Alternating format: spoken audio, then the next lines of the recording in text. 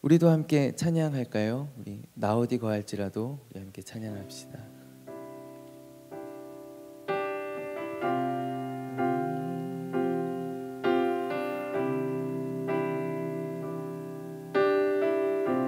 나 어디 거할지라도 어디 거할지라도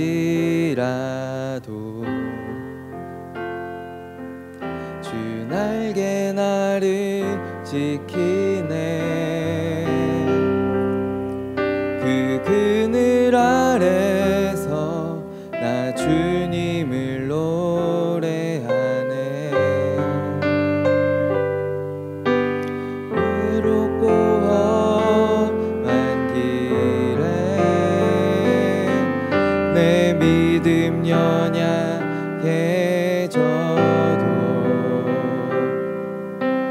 기다려 주실 수 있는 주님. 우리 다시 한번 고백할까요? 나 어디 거할지라도 나 어디 거할지라도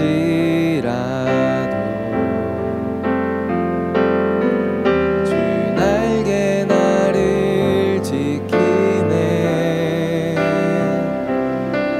그 그늘 아래서 나 주님을 노래하네.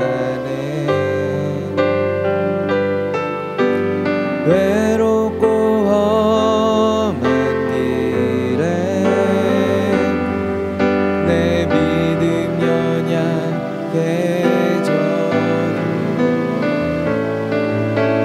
기다려 주실 수 있는 주님.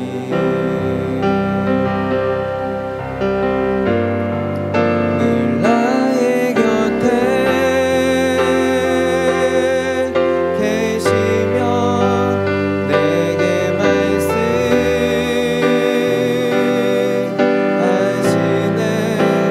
내가 너를 사랑한다. 너 두려워 말라.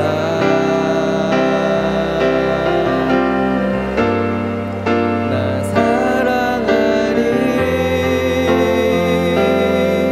주님을 신뢰하리. 그 마음 내가 살아 숨쉬는 동안 주님 늘 나의 곁에 계시며 늘 나의 곁에 계시며 내게 말씀하시네.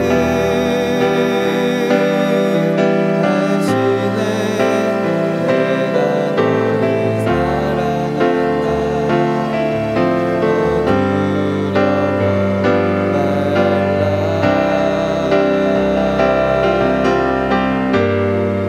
나 사랑하리. 주님을 신뢰하리. 그 마음 내가 살아 숨쉬는 동안 주님. 사랑의 하나님 아버지, 우리가 어디에 거할지라도 주님의 날개 그늘 나를 보호하시며 지켜주시고 함께 하심을 우리가 믿습니다. 오늘도 귀한 예배의 자리, 특별히 2016년 우리 뉴송의 첫 번째 예배이옵니다. 우리를 이곳으로 인도하여 주시고 또 새로운 사람들 만나게 하시고 우리가 새로운 마음으로 주님을 예배케 하시니 참으로 감사를 드립니다. 우리 이 시간 주님 주신 말씀을 나눌 때 하나님의 성령님 우리 가운데 임재하여 주셔서 우리 한 사람 한 사람의 마음을 열어주시고 은혜를 부어 주옵시며 우리를 새롭게 하여 주옵소서. 변화시켜 주옵소서. 우리도 주님의 말씀의 그 능력을 우리가 의지하며 나아갑니다. 하나님, 가장 부족하고 부족한 주님 작은 종이오니 어린 종이오니 하나님 불쌍히 여겨 주옵시고 사람의 능력이 아닌 주님 말씀의 능력으로 오늘 우리 가운데 뜨겁게 역사하여 주시옵소서. 모든 말씀을 살아계신 주 예수 그리스도의 이름으로 간절히 기도하옵나이다. 아멘. 우리 옆에 있는 지체들과 함께 인사 나누기 원합니다. 우리 인사할 때 사랑합니다, 사랑합니다, 사랑합니다 함께 인사합시다. 네, 새해 첫 주니까 제가 부연을 좀 드릴게요. 제가 사랑합니다, 제가 늘 즐겨하는 인사인데요. 제가 사랑합니다, 사랑합니다, 사랑합니다 세 번을 반복하는 이유가 있습니다. 왜 그렇겠어요? 왜 그럴까요? 그럼 적어도 세 사람에게 인사하라는 뜻이에요, 여러분. 네? 옆에 있는 사람 보고 계속 사랑합니다, 사랑한다고요, 정말로 사랑해요 하는 게 아니라 앞뒤 좌우에 있는 사람들과 함께 사랑합니다, 사랑합니다, 사랑합니다. 여러분, 하나님께서 우리에게 사랑하라, 서로 사랑하라라는 명령을 주셨는데 사실 가장 힘든 일이 사랑하는 일인 것 같습니다.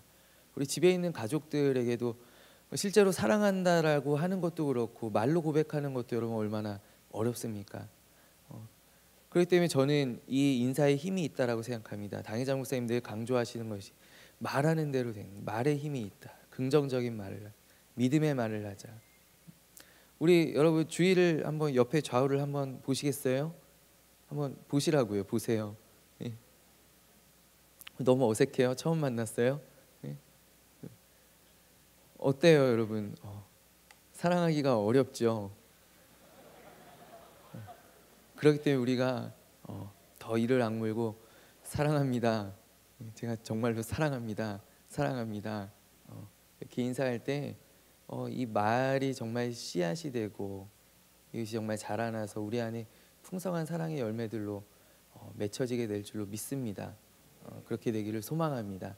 우리 다시 한번 우리 진심을 담아서, 아니면 이를 악물고라도 옆에 있는 지체들에게, 앞뒤 좌우에 있는 지체들에게 사랑합니다, 사랑합니다, 사랑합니다. 네, 감사합니다, 여러분. 새해 첫 유송 예배를 오늘 하나님께서 허락해 주셨습니다. 하나님께 정말 감사와 영광을 돌리고, 이 새해 또 우리에게 허락하신 하나님의 놀라운 비전이 우리를 통하여서, 하나님의 자녀들을 통하여서 우리 안에 반드시 이루어지게 될 줄로 믿습니다. 그렇게 되기를 소망합니다. 우리 새해 인사도 한번 해야죠. 우리 옆에 있는 지체들과 함께 인사할 때 새해 복 많이 나누세요. 우리 이렇게 인사합시다. 새해 복 많이 나누세요.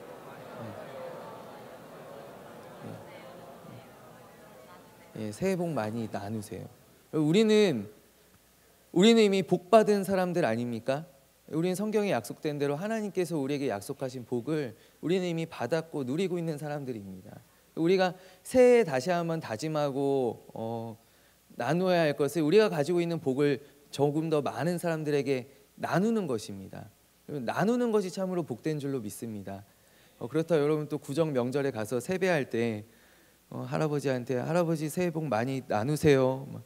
너 이게 무슨 소리냐? 우리 목사님이 이렇게 인사하라고 하셨어요. 그럼 괜히 그러지는 말아주세요. 예. 어른들은 받는 거 좋아하시니까 많이 받으세요라고 인사하고, 그러나 우리 안에서는 우리가 새해 복 많이 나눕시다. 나누세요. 복을 많이 나눕시다. 이렇게 인사하면 좋겠습니다. 모든 말씀을 전하는 일이 참 깊이 고민되고 또 정하는 것이 참 어렵습니다. 저에게는 참 고역입니다. 네, 오늘 또 특별히 새해 첫 예배라서 그 부담이 저에게 더욱더 컸던 것 같습니다. 오늘 우리가 함께 룻기의 말씀 우리가 함께 읽었는데요. 이 말씀을 통해 우리가 함께 은혜 나누기를 원하는데, 이 룻기라는 책이 여러분 어떤 책입니까? 성경 가운데 가장 작은 책 가운데 하나이고, 또 이 룻기 앞에 사사기, 그리고 룻기 뒤에 바로 다윗의 일대기를 다룬 사무엘서가, 그러니까 이 장대한 역사서들 사이에 이게 좀 생뚱맞게 껴있다라는 것이, 어떤 역사의 흐름을 이렇게 단절하는 느낌으로 이 룻기가 들어있단 말이죠. 그러니까 사사기에서 이제 왕정 시대로 이렇게 자연스럽게 이어지는 이 사사기와 사무엘서의 흐름이 이 룻기로 인하여서 끊어져 있다. 어떤 좀 생소한 흔히 하는 말로 우리 생뚱맞은 가운데 껴들어간 책이 아니지 않는가. 저도 예전부터 이게 사사기부터 사무엘서까지 쫙 연결해서 읽으면 이게 잘 이어지고 또 역사의 흐름이 딱 맞는데 이게 가운데 껴 있어서 이게 왜 이렇게 껴 있지라고 의아해했던 책들 가운데 하나였다는 것이죠. 근데 제가 이 룻기의 은혜를 우리 교회 당회장 목사님께서 굉장히 룻기를 좋아하십니다. 룻기에 대한 강해도 내셨고 또 번역되어서 또 다른 나라에도 이렇게 가 있는데요. 당회장 목사님 통해서 제가 룻기의 참 중요성과 그 룻기가 주는 은혜를 알게 되었고 또 룻기의 말씀을 사랑하게 되었다라는 것이죠. 그 은혜를 제가 이 시간 부족하지만 함께 나누었으면 좋겠는데요. 이 룻기는 이제 어떻게 시작하느냐 우리가 잘 알고 있는 대로 한 가정이 엘리멜렉의 가정입니다. 기근을 견디다 못하여서 고향을 떠나는 장면에서 시작합니다. 그들이 하나님의 땅, 하나님의 백성을 이제 떠난 후에 큰 시련을 만나게 되었다라는 것이죠. 먼저는 가장인 엘리멜렉이 그곳에서 죽고 그리고 두 아들 말론과 기럧도 다 세상을 떠나게 됩니다. 근데 이제 공교롭게도 두 아들이 그곳에서 이방 여인을 맞이하여서 결혼을 하였는데, 그러니까 이 시어머니인 나오미, 그러니까 엘리멜렉의 아내인 나오미와 그리고 나오미의 두 며느리 이방 여인이죠. 이방 여인이 두 사람만 남게 되었다라는 것이죠. 이 세 여인 그 중에 한 며느리는 떠나가고 오르바라고 하는 한 며느리는 내가 도저히 어머니를 따라서 새로운 땅, 이민족의 땅, 자기에게는 이제 이민족의 땅이죠. 이민족의 땅에 도저히 살 자신이 없습니다라고 떠나가고, 이 룻은 어머님이 믿는 하나님이 나의 하나님이 되기를 원합니다라고 결단하고 어머니를 따라서 이제 고향인 베들레헴으로 돌아오게 되지요. 이 이야기는 여러분 이 이야기를 접할 때 여러분 어떠한 이야기를 떠올리게 되느냐? 누가복음 15장에 주님께서 말씀하신 그 아버지의 집을 떠난 둘째 아들의 이야기, 당회장 목사님께서 너무나 장엄한 오페라라고 비유하시는 그 둘째 아들의 비유를 우리가 떠올리게 되지 않느냐라는 것이죠. 이 두 장면 모두 다 고향을 떠나간 한 가정, 또 한 아들의 이야기가 나오죠. 그리고 그곳에서 큰 어려움을 당하고 시련을 만나고 정말 마지막 최후의 수단으로 다시금 아버지의 집으로 또 고향으로 돌아오게 되는 그 아들과 가정의 이야기가 나온다라는 것입니다. 아마 예수님께서 그 비유를 들어 말씀하실 때 이 룻기의 이야기를 룻의 이야기를 예수님께서 모티브로 삼지 않으셨나라고 생각될 정도로 닮아 있는 유사점이 많다라는 것이죠. 그런데 이제 이 집 떠난 아들의 비유에서는 우리가 잘 알고 있는 대로 그 아들이 집에 돌아와서 모든 것을 회복하게 되죠. 모든 지위와 또 그의 재산과 그의 위치와 모든 것들을 다 회복하게 됩니다. 누가 그렇게 만들어 줍니까? 그 아버지가 그렇게 만들어 주신다라는 것이죠. 아버지가 그 아들을 회복시켜 주신다라는 것, 다시 살려 주신다, 다시 아들로 맞이하여 주신다. 근데 룻기에서는 이 한 이방인 여인을 이제 매개로 하여서 이 한 가정의 회복을 그리고 있는데요. 가정이 다시 살아나게 되는 것, 그 지위를 회복하고 은혜를 회복하게 되는 그 과정을 이제 여기에 그리고 있는데, 그러면 그 일으키는 역할을 누가 하고 있느냐라는 것입니다. 옷을 입혀주고 반지를 끼워주고 또 어린 송아지를 잡아서 잔치를 배설하는 그 역할을 이 룻기에서 누가 하고 있느냐라는 것이죠. 성경을 아마 잘 알고 있는 분들은 보아스요라고 이야기하겠죠. 보아스. 그렇죠. 보아스는 예수님의 표상이라고도 이야기하는 룻의 구원자, 한 가정의 구원자. 룻이 보아스를 만나고 모든 것이 회복되고 구원받게 되는 그런 역할을 하고 있는 보아스인데, 보아스 한 사람으로는 부족하다라는 것입니다. 오늘 이러한 관점에서 누가 룻의 가정을, 나오미의 가정을 회복시켰는가 라는 관점을 가지고 우리가 오늘 본문 가운데 나타나는 특별히 보아스 외에 이 베들레헴 성읍에 대해서, 베들레헴 마을의 사람들에 대해서 우리가 함께 주목해보고 은혜를 나누어 보기를 원합니다. 첫째로 이 베들레헴 마을, 이 베들레헴 성읍은 어떠한 공동체였는가? 이 성읍은 환대하는 공동체였다라는 것이죠. 환대하는, 쉽게 얘기하면 환영하는, 즉 바꾸어서 이야기하면은 누구나 들어올 수 있는 공동체였다라는 것입니다. 이 베들레헴 성읍이 그러했습니다. 룻기 1장에 보면, 여러분 룻기 1장 한번 같이 살펴보시죠. 나오미와 룻이 베들레헴 성읍에 들어오게 되는 장면이 등장합니다. 바로 1장 19절과 20절 말씀인데요. 우리 함께 한번 읽어볼까요? 1장 19절 그리고 20절 말씀. 이에 그 두 사람이 베들레헴까지 갔더라. 베들레헴에 이를 때 온 성읍이 그들로 말미암아 떠들며 이르기를 이가 나오미냐 하는지라. 나오미가 그들에게 이르되 나를 나오미라 부르지 말고 나를 마라라 부르라. 이는 전능자가 나를 심히 괴롭게 하셨음이니라. 아멘. 떠나간 나오미의 가정입니다. 이 가정이 떠나간 지 얼마나 되었는가? 1장 5절에 보면 1장 4절에 보면 거기에 거주한 지 10년쯤에 이제 두 아들이 죽고, 그리고 이제 더 있다가 이제 왔다. 적어도 10년 이상의 기간이 지나서 이 나오미와 또 이방인 며느리가 베들레헴 성읍에 돌아오게 되었는데, 이 성읍이, 온 성읍이 소동하면서 그들을 맞아준다라는 것입니다. 온 성읍이 소동하여, 온 성읍이 떠들썩하여서 이게 누구야? 이게 누구냐? 10년이 지났는데도 그를 잊지 않고, 이 누구냐? 나오미가 아니냐? 나오미가 돌아왔다. 나오미가 돌아왔다 라고 맞이해 주는 것입니다. 마치 문 밖에서 기다리고 있던 아버지와 같이, 이 아들이 돌아갈 때는 아버지가 기다리고 계시리라는 것은 전혀 상상도 하지 못했죠. 내가 가면 나를 그냥 종으로 삼아 주십시오 라고 내가 무릎 꿇고 부탁하리라. 그리고 이 아들이 돌아왔는데 그 아버지가 문 밖에 나와 서 계신 거예요. 나오미가, 여러분 나오미가 어떠한 사람입니까? 그냥 베들레헴을 떠났던 사람이 아니라 베들레헴에 기근이 들어서 떠났던 사람, 풍족한 가운데 떠나갔던 사람. 왜요?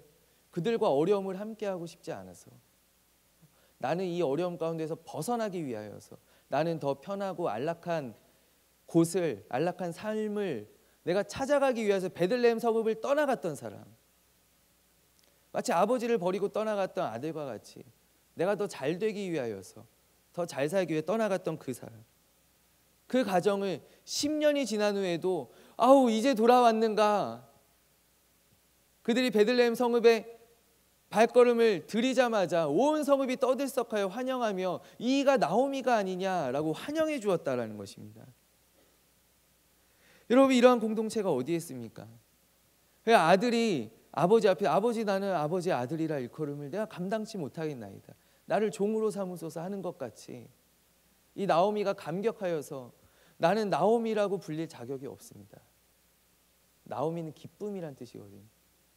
나를 마라라고 불러요. 나는 마라라고 불려 마땅한 사람입니다 라고 나오미가 자복하며 그들 앞에 이야기하는 장면이 나오지 않습니까? 바로 이 집 문 앞에 서 계신 아버지와 같이 이 온 성읍이 나오미의 가정을 뜨겁게 맞이하여 주었다라는 것입니다.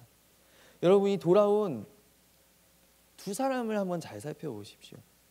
한 사람은 앞에서 제가 설명한 대로 우리가 좀 심하게 이야기하자면 이 사람 배신자입니다.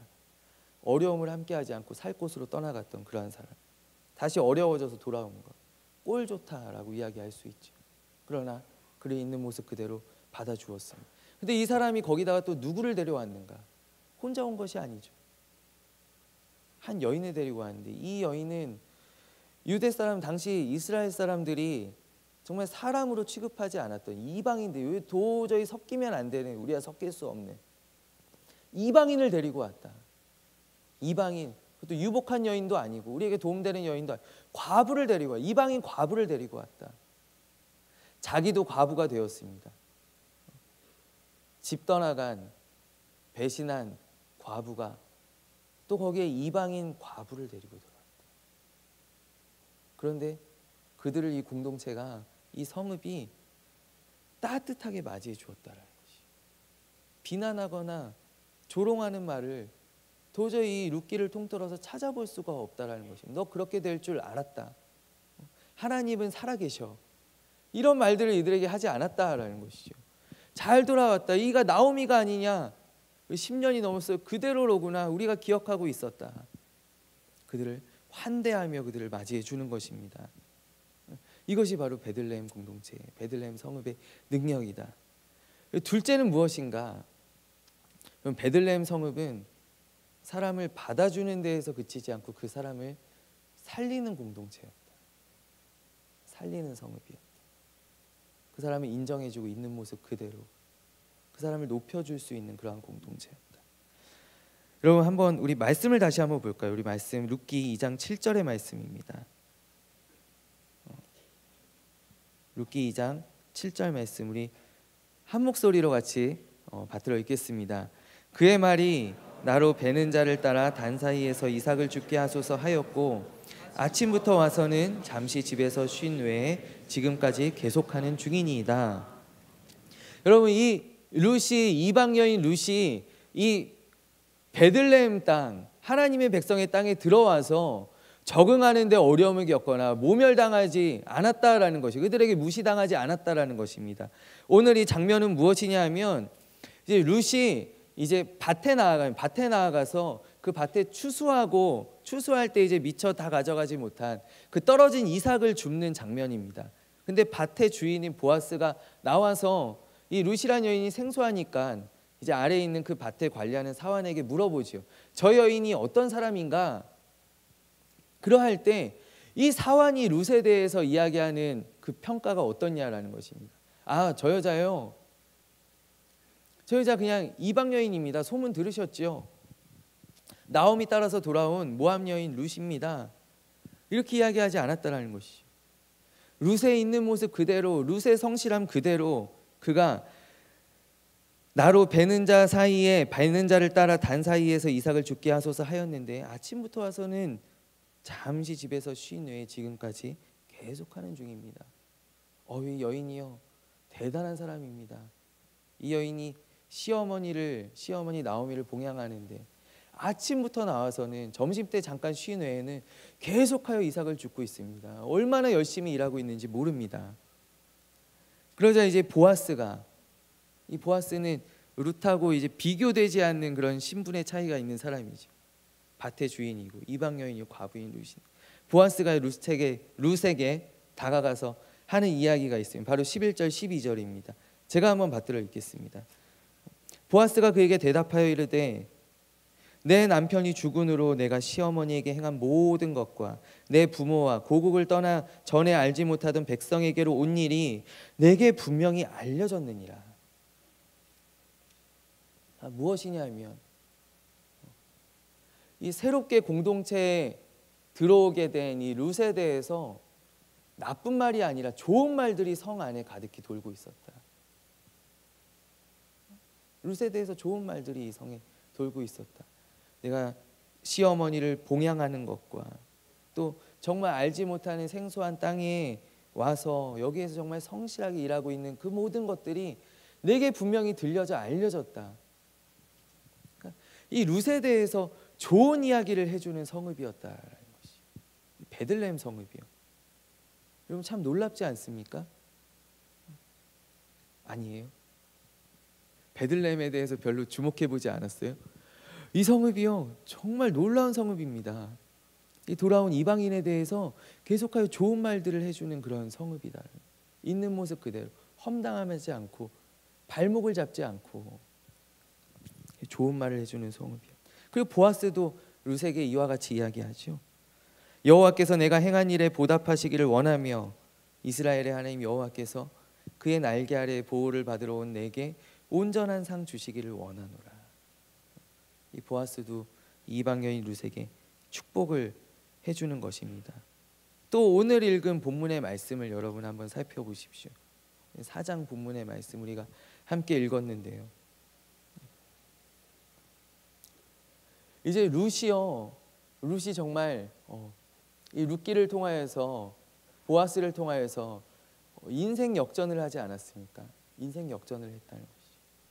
이 정말 소망 없는 이 룻의 가정이 나오미의 가정이 이 며느리 룻을 통하여서 룻이 그 지역의 유력자인 보아스에게 시집을 감으로써 그를 통하여 또 자손을 낳음으로써 이 가문이 다시금 살아나게 되는 축복을 얻게 되었는데, 이 일을 온 성읍이 와서, 성읍의 모든 장로들과 어른들과 모든 성읍이 와서 이것을 내일처럼 축하해 주었다.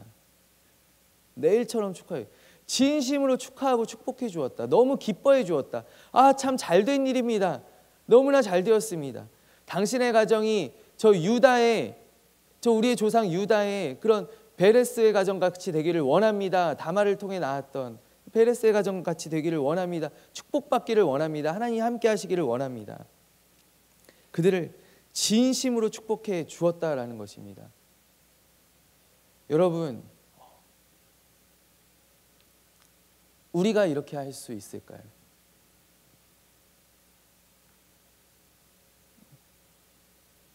우리 대학부가 이렇게 할 수 있을까요? 여러분, 우리 대학부가 이러한 공동체가 된다면 우리를 통하여 하나님께서 놀라운 일들을 행하여 주실 줄로 믿습니다. 보아스뿐만 아니라, 여러분, 룻이 회복된 데에는 보아스만 있었던 것이 아니에요. 보아스뿐만 아니라 이 성읍에 있는 모든 사람들을 통하여서 이 룻이라는 한 여인과 그리고 이 룻의 가정이 회복되게 되었다라는 것이죠. 여러분, 우리는 어떤 새로운 사람이 들어와서요 갑자기 열심을 낸다거나 또 리더로 쓰임받게 된다거나, 우리의 마음이 얼마나 불편하지 않느냐라는 것이죠. 여러분, 우리는 과연 이 베들레헴처럼 모든 사람들을 받아줄 수 있습니까? 고아와 과부를 맞이할 준비가 되었습니까? 떠나갔다 돌아온 사람들을 맞이할 준비가 되었습니까? 그리고 온 사람들을 우리가 정말 진심으로 사랑해주고 섬겨주고 그들을 도와주고 그들을 하나님의 온전한 사람으로 회복시켜줄 수 있겠느냐라는 것입니다. 많은 사람들이요 이 룻기를 이제 해석하고 이제 주석할 때 이 보아스가 아까 이야기했듯이 메시아이신 우리 예수님을 예표한다라고 이야기합니다. 이 구약에 있는 보아스가 신약에 있는 예수님을 예표한다라고 이야기하죠. 저는 거기에 덧붙여서 바로 이 베들레헴 성읍이 바로 주님의 몸된 교회를 예표한다라고 저는 생각합니다. 여러분, 교회가 바로 이러한 모습이 되어야 될 줄로 믿습니다. 여러분, 교회는 모두를 받아줄 수 있는 곳입니다. 아무나 나올 수 있는 곳입니다. 힘든 사람, 어려운 사람, 떠나갔던 사람들 누구든지 이곳에 오면 우리는 따뜻하게 환대해주고 환영해주고 받아주어야 하는 것이, 그것이 바로 우리 교회의 일꾼된 우리들이 가져야 할 책임이다라는 것입니다.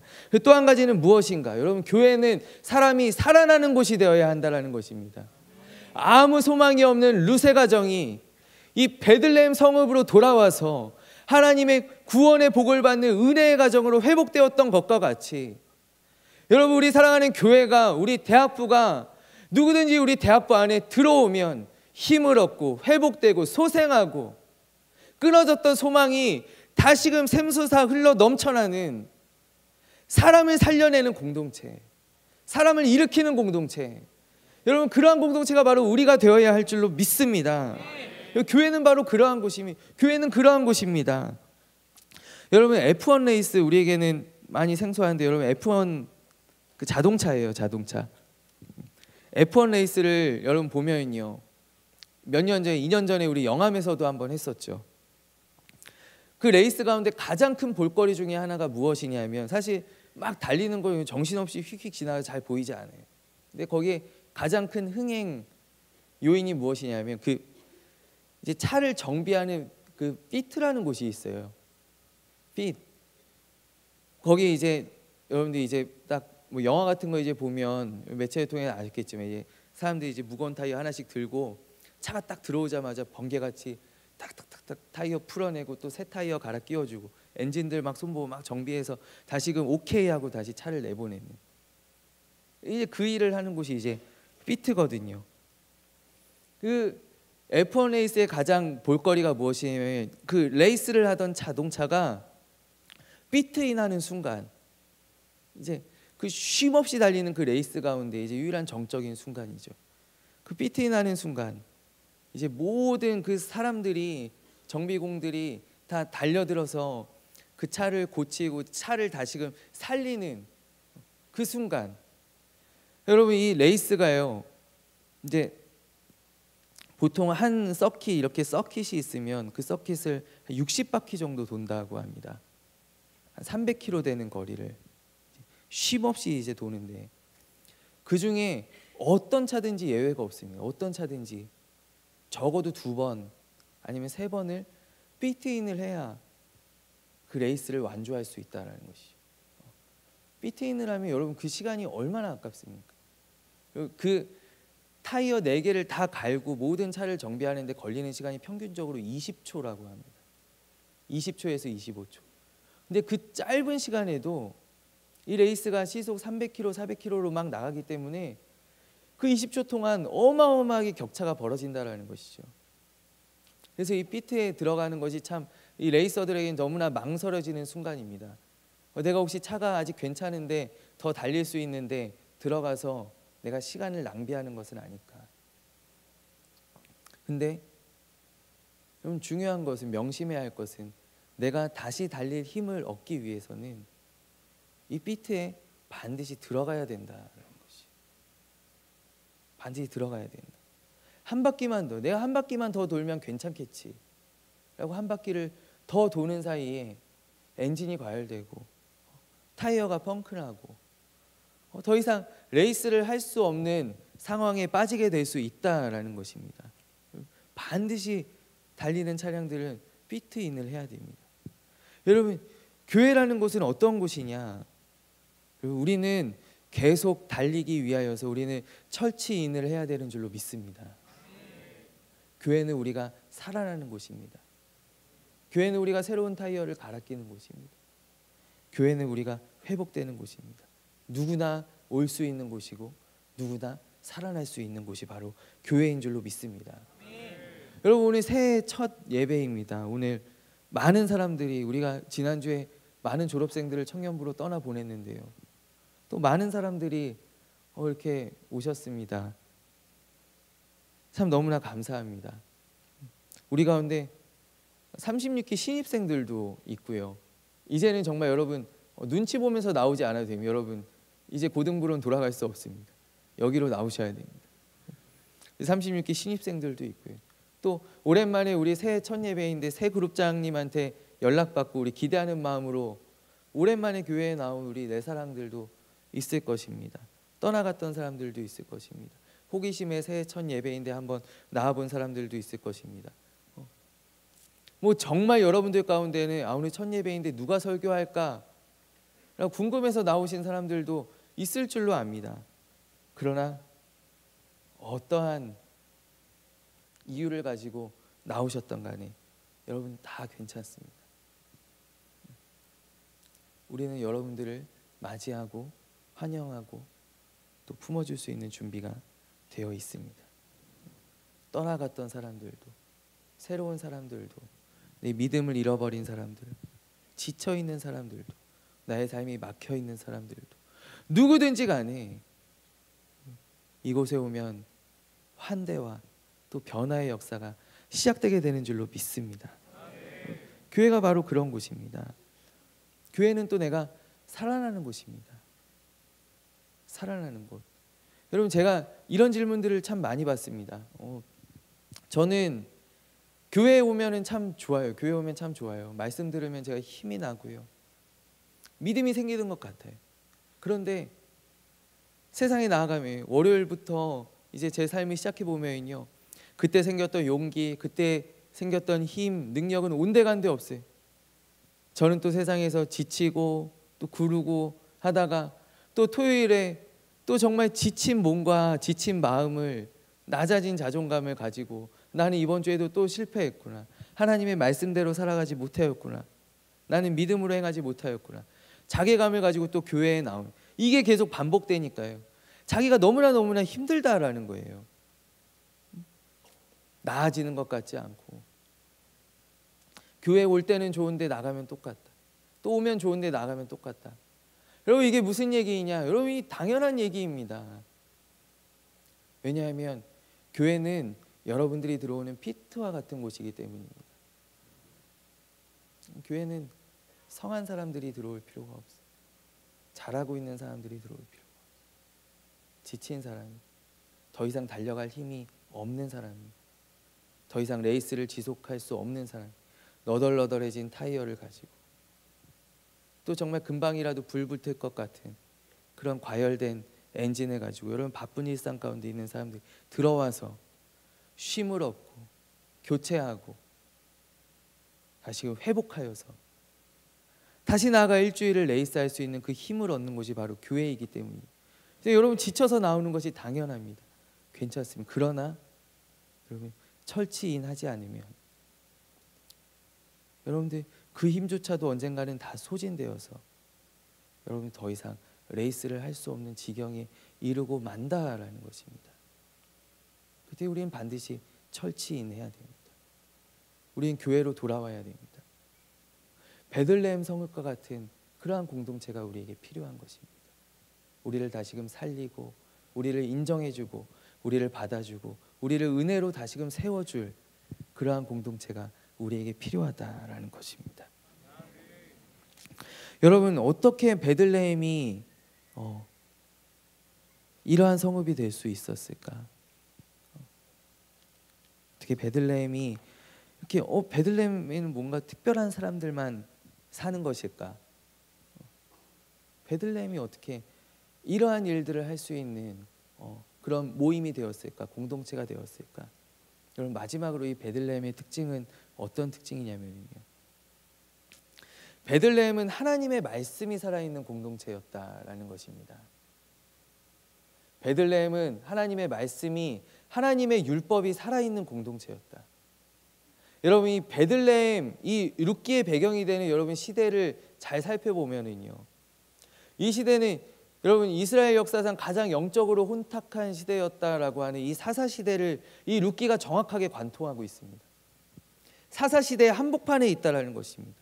이 사사 시대를 한마디로 정의하면 성경에는 이렇게 이 사사 시대를 묘사합니다. 그때 왕이 없으므로 사람들이 각각 제 소견에 옳은 대로 행하였더라.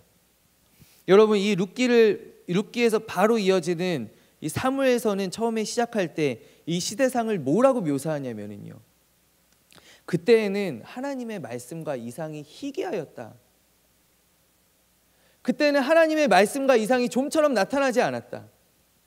사사 시대에는 하나님의 말씀이 없으므로, 우리에게 왕이 없으므로 사람들이 하나님의 말씀대로 행하는 것이 아니라 각각 제 소견에 옳은 대로 행하였다. 여러분 이 시대 한복판에 있는 이 룻기, 아니 베들레헴 성읍이요, 여러분 어떠한 공동체였는가? 이 성읍은 하나님의 말씀이 아직까지 살아있는 공동체였다라는 것입니다. 룻기가 어떻게 사람을 환대하는 그런 사람들이 모일 수 있게 되었는가? 베들레헴 성읍에 사는 사람들은 어떻게 그렇게 질투하지 않고 사람들을 세워주고 섬겨주며 인정해주고 사람들을 살릴 수 있는 그런 사람들이 되었는가? 그 비결은 바로 이 성읍에 하나님의 말씀이 아직 살아 역사하고 있기 때문에. 여러분 어디에서 그것을 발견할 수 있는가? 여러분 룻기 2장 2절 우리가 한번 찾아볼까요? 룻기 2장 2절 말씀.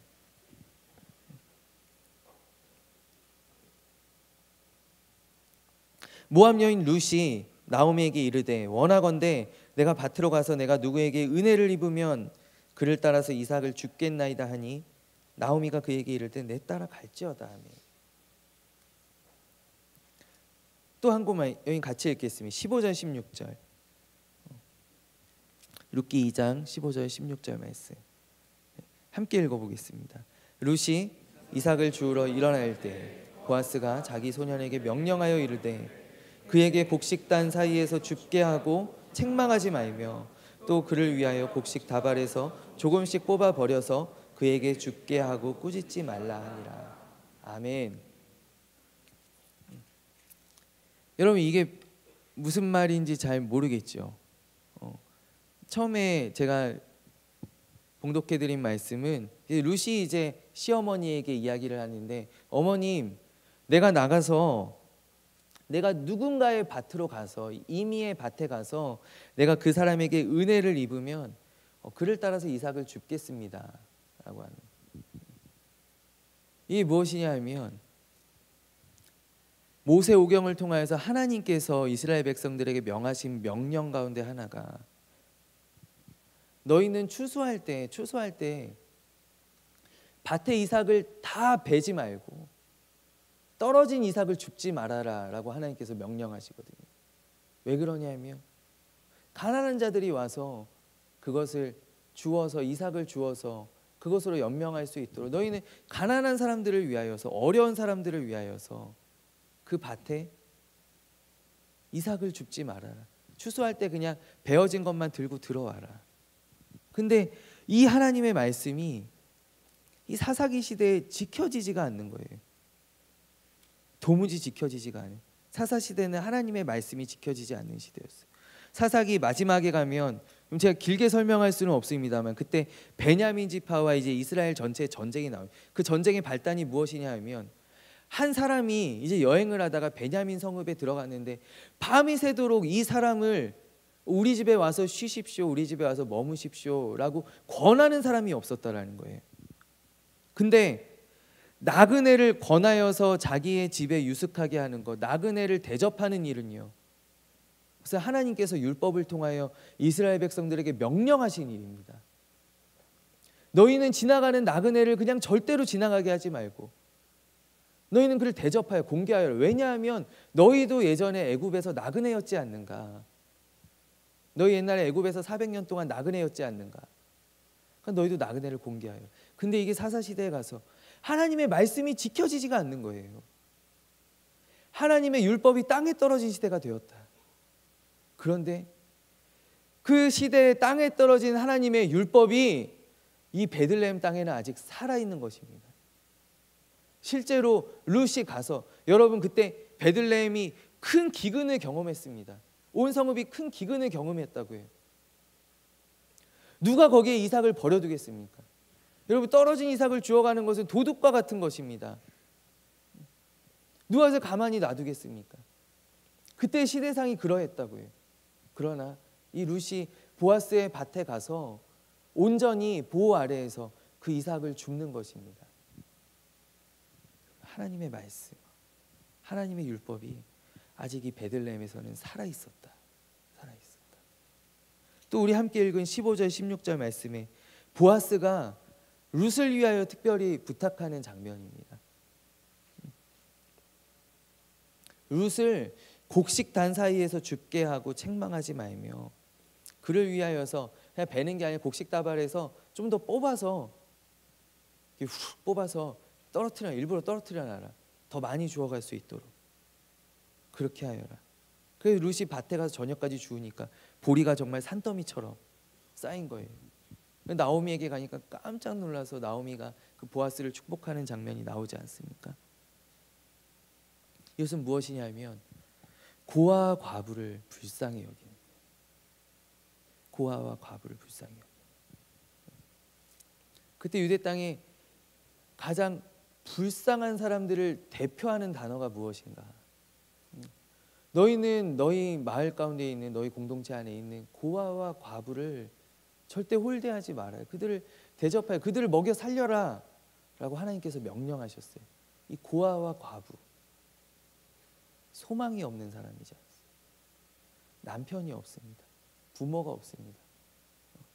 이을 자녀의 대가 끊어진 사람들입니다. 소망이 없는 이 사람들을 하나님께서는 특별히 잘 돌보아주라 라고 명령하시는데, 그 하나님의 명령이 오늘 보아스의 입을 통하여서 실천되고 있는 것입니다.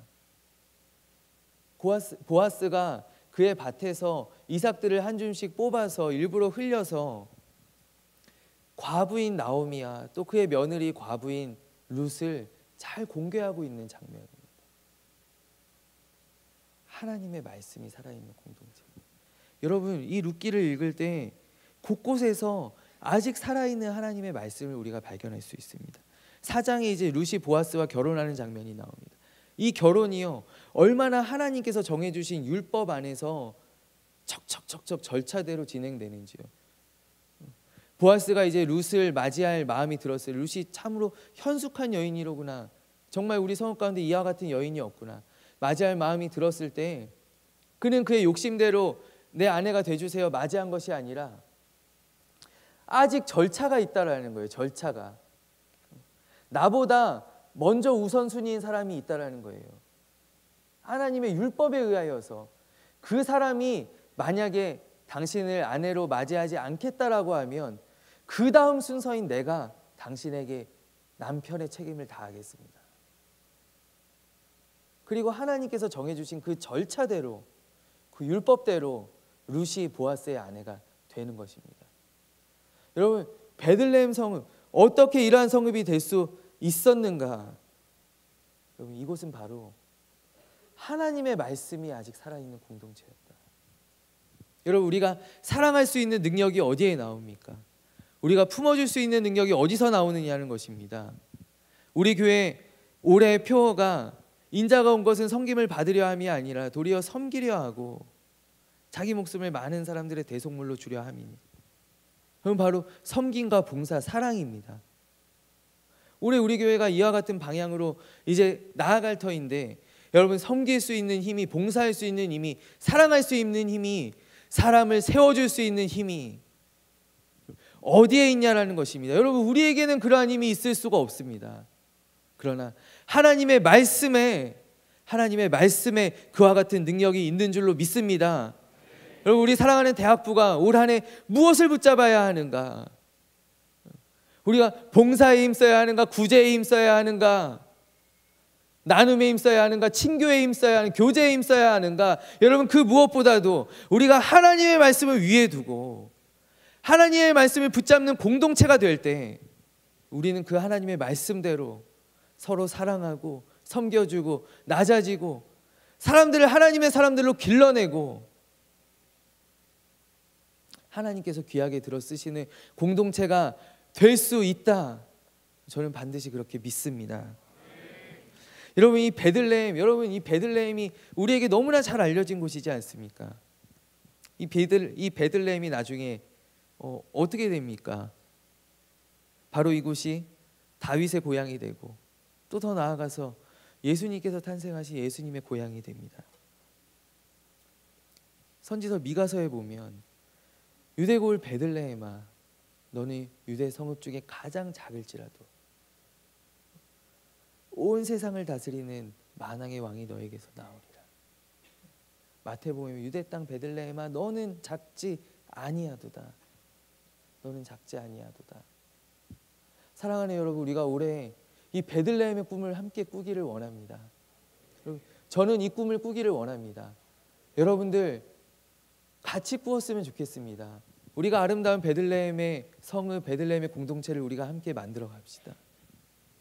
누구든지 와서 우리 안에 녹아지고 환영받고 우리 안에서 자라나는 하나님의 사람으로 거듭나게 되는 그런 놀라운 공동체가 바로 이곳이 되기를 원합니다. 우리 함께 베들레헴의 꿈을 꿉시다. 그리하면 하나님께서 우리에게 약속하시는 말씀이, 베들레헴아, 너는 가장 작지 아니하도다. 너는 약하지 아니하도다. 내 안에서 크고 놀라운 사람들이 일어날 것이다. 내가 너를 통하여 크고 놀라운 일들을 행하리라. 내가 너를 들어 사용하리라. 라는 하나님의 약속이 반드시 하나님의 말씀을 따르는 우리를 통하여서 우리 안에서 이루어지게 될 줄로 믿습니다. 우리 시간 함께 우리 베들레헴의 꿈을 꾸면서 함께 기도하며 나아가기를 원하는데요.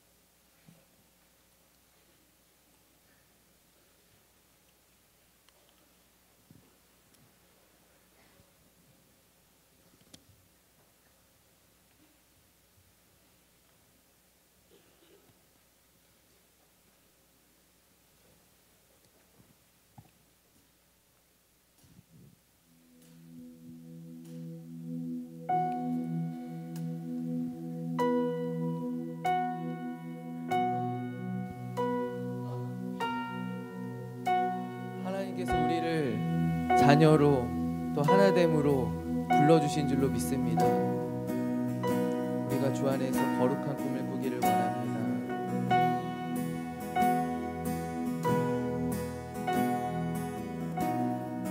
우리를 하나로 부르셨네.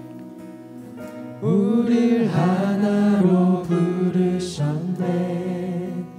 주 안에서 형제된 우리 십자가의 보혈 자유케 했네. 구원받았네. 주의 날은 멀지 않았네.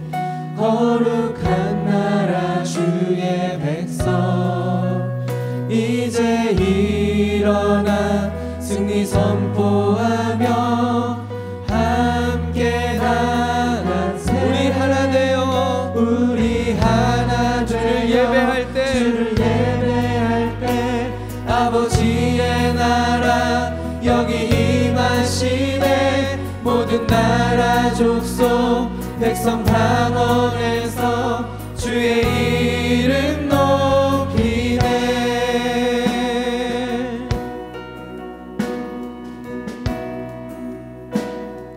우릴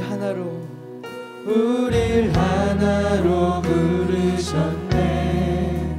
주 안에서 형제된 우리 십자가의 보혈 자유케 했네. 구원받았네. 주의 날은 멀지 않았네. 거룩한 나라 주의 백성 주님을 꿈꾸는 이제 교회 되기 원합니다. 승리 선포하며 함께 나가세. 우리 하나 되어 주를 예배할 때 아버지의 나라 여기 임하시네. 모든 나라 족속 백성 방언에서 주의 이름 높이네. 우리 하나 되어 주를 예배할 때 아버지의 나라 여기 임하시네. 모든 나라 족속 백성 방언에서 주의 이름 높이네. 우리 하나 되어 주를 예배할 때 아버지의 나라 여기 임하시네. 모든 나라 족속 백성 방언에서 주의 이름 높이네. 우리 이 시간 주님의 이름 간절히 부르짖고 함께 기도할 때 하나님, 우리 사랑하는 대학부가, 우리 팀이, 우리 그룹이 하나님 아버지 내가 주님의 말씀 붙잡는 사람, 우리 공동체, 우리 모임이 되게 하여 주시옵소서. 서로 환영하고 환대하고 질투하지 아니하며 사람을 세워주고 사람을 길러내는 하나님, 우리 대학부를 통해서 믿음의 사람들이 길러지게 하시고 우리 사랑하는 팀 안에서 믿음의 일꾼들이 길러져 나오게 하여 주시옵소서. 하나님, 그러한 일에 우리를 들어 사용하여 주시기를 간절히 원합니다. 나를 들어 사용하여 주시기를 원합니다. 주님의 말씀 붙들고 살겠습니다. 말씀을 준행하며 살겠습니다. 말씀을 가까이 하겠습니다. 주님 나와 함께하여 주시옵소서. 주님의 이름에 간절하게 부르짖고 뜨거운 마음으로 기도합시다. 주여, 주여, 주여. 하나님 우리 가운데 함께하여 주옵소서. 우리를 서로 사랑하게 하시고 섬기게 하시고 나누게 하시고 우리를 한몸되게 하시고 하나님 주의 교회로서 그 역할들을 감당하는 우리 모두가 되게 하여 주옵소서. 하나님, 주님의 말씀이 우리 안에 살아 역사하기를 원합니다. 주의 말씀이 우리 안에 살아 역사하기를 원합니다. 하나님, 우리의 힘으로 할 수 없습니다. 우리가 가진 사랑으로, 우리의 마음으로, 우리의 다짐으로, 우리 결단코 할 수 없습니다. 우리가 주님의 말씀 붙잡고 나아가기를 원합니다. 하나님 아버지, 우리와 함께하여 주옵소서. 하나님 아버지, 우리의 대선 예배, 하나님 우리의 마음의 소원들을 들어 응답하여 주옵시고 아버지, 우리 나아가는 길 주 안에서 복되게 하여 주옵시고 우리가 베들레헴의 꿈을 꾸게 하여 주시옵소서.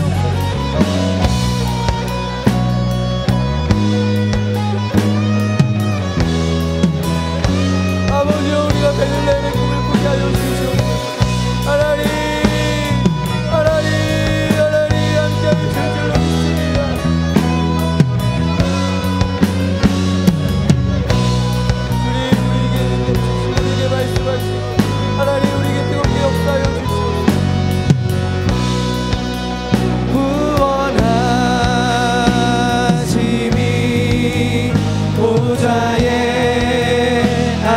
앉으신 우리 하나님과 어린 양께 이도다. 구원하심이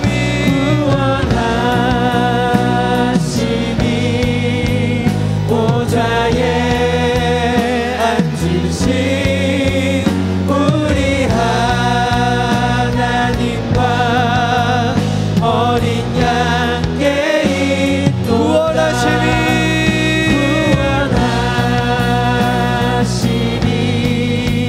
보좌에 앉으신 우리 하나님과 어린 양께 이도다. 우리 하나 되어 주님을 예배할 때, 주님을 바라볼 때 아버지의 나라 여기 임하시네. 모든 나라 족속 백성 방언에서 주의 이름 높이네.